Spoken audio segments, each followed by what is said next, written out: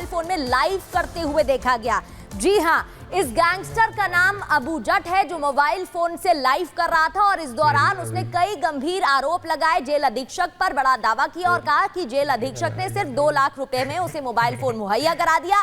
आपको जानकर हैरानी होगी कि इस जेल के अंदर, इस हाई सिक्योरिटी जेल के अंदर और भी खूंखार आतंकियों को रखा गया है। अभी जांच जारी है।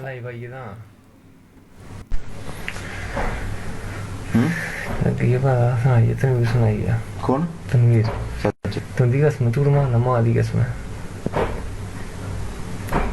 मेरी तो अभी तेरा क्या करना है जाने को ना। चलो कोई चक्कर नहीं है, कख नहीं होता। मैं निक्का फोन है ना, मैं वो कुछ उड़ा मेरे मिले की ना चल डबी को लाया मैं लाई भाई ना। और अब खबर यूपी के बहराइच से है, जहां बहराइच में बुलडोजर एक्शन पर रोक की खबर निकल के सामने आ रही है, जहां पे इलाहाबाद हाई कोर्ट की लखनऊ बेंच ने बहराइच मामले में बुलडोजर एक्शन पर रोक लगाने का यहां पर फैसला सुनाया है। 15 अक्टूबर तक रोक लगाई गई है और अब इस पूरे मामले की सुनवाई 23 अक्टूबर को करवाई जाएगी। पीडब्ल्यूडी ने अवैध निर्माण हटाने का यहां नोटिस जारी किया था, लेकिन चूंकि मामला पहुंचा कोर्ट में और आज इलाहाबाद हाई कोर्ट की लखनऊ बेंच ने संभावित बुलडोजर एक्शन पर यहां पर रोक लगा दी है। इलाहाबाद हाई कोर्ट की लखनऊ बेंच ने स्टे लगा दिया है। फिलहाल तो जो लोग वहां पर उपद्रव के वक्त मौजूद थे, जिनके घर थे, मकान थे, दुकानें थी, जिन पर से पथराव करने के आरोप लगे, जिसके बाद पीडब्ल्यूडी की ओर से नोटिस चस्पा किया गया। लेकिन अब यह मामला चूंकि कोर्ट गया था, लिहाजा कोर्ट ने, इलाहाबाद हाई कोर्ट की लखनऊ बेंच ने फिलहाल बुलडोजर एक्शन पर स्टे लगा दिया है। और वैभव हमारे साथ इसी खबर पर तमाम जानकारी के साथ जुड़ चुके हैं। वैभव, पीडब्ल्यूडी ने नोटिस दिया था और आज इस नोटिस का आखिरी दिन था, लेकिन इस बीच अब हाई कोर्ट की तरफ से ये रोक लगा दी गई है, क्या जानकारी?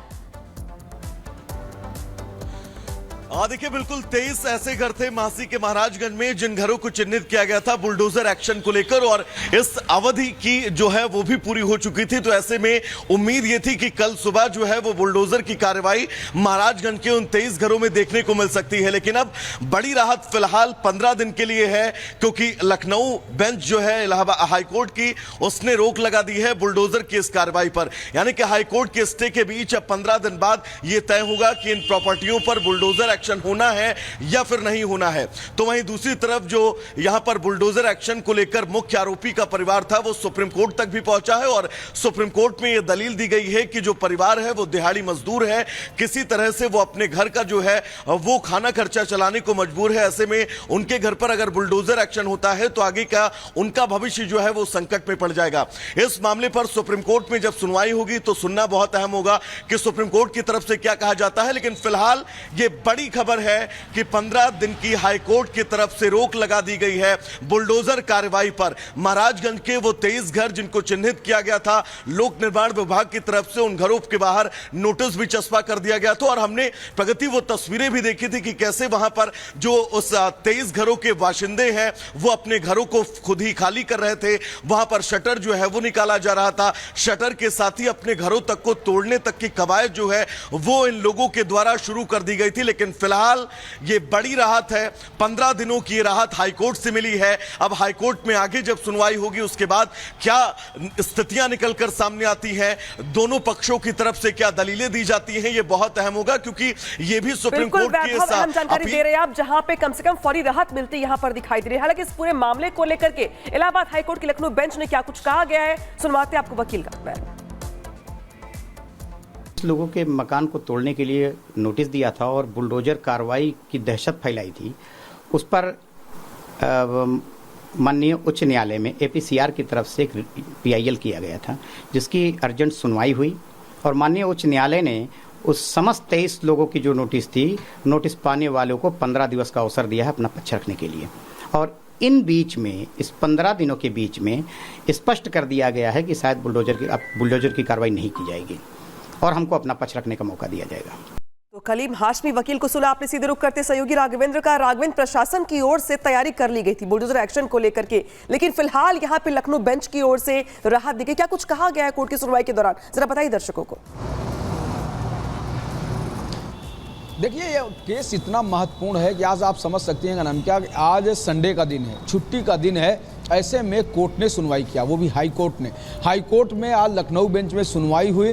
चूंकि 3 दिन का मात्र नोटिस था, 17 तारीख शायद नोटिस इशू हुआ था, चस्पा किया गया था, 3 दिन के लिए सामान हटाने के लिए बोला गया था, यानी कि कल मंडे के दिन, यानी कल कार्रवाई का दिन था। कल बुलडोजर और प्रशासन ने जिस तरह के तैयारी करके रखी थी, कल बुलडोजर चल जाता। चूंकि लोक निर्माण भवन ने विभाग ने सिर्फ 3 ही दिन की राहत दी थी, 3 दिन का मौका दिया था। ऐसे में आज सुनवाई होना बहुत ही महत्वपूर्ण था। और कोर्ट ने, जब कोर्ट में तमाम तरह की बातें कही गई, जिरह किया गया और कहा गया कुछ मकान ऐसे हैं जो 50 साल से भी पुराने हैं, बहुत ही गरीब लोगों के मकान हैं, ऐसे में अगर गिराया जाएगा तो वो गरीब कहाँ रहेंगे, किधर रहेंगे।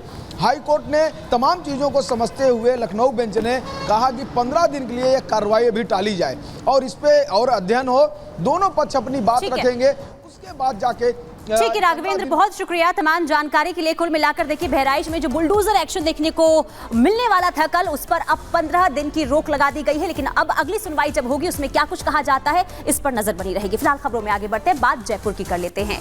जयपुर में देखिए, 3 दिन पहले जो चाकूबाजी की घटना हुई थी, इसके बाद से प्रशासन पूरी तरीके से सख्त नजर आ रहा था और आज जेडीए का दस्ता जो है आरोपी के घर पहुंचा और बुलडोजर से एक्शन वहां पर भी दिखाई दिया। 3 दिन पहले जिन आरोपी की हैकड़ी जबरदस्त तरीके से दिखाई दे रही थी, लेकिन एक्शन के बाद, यानी कि बुलडोजर एक्शन के बाद उस आरोपी की हैकड़ी किस तरीके से खत्म हो गई, रिपोर्ट के जरिए आपको दिखाते हैं।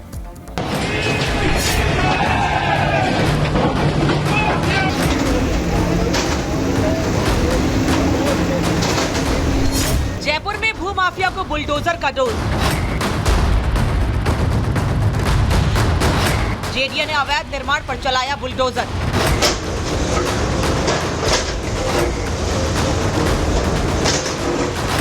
आरएसएस कार्यकर्ताओं पर हमला, भूमाफियाओं को पड़ा महंगा।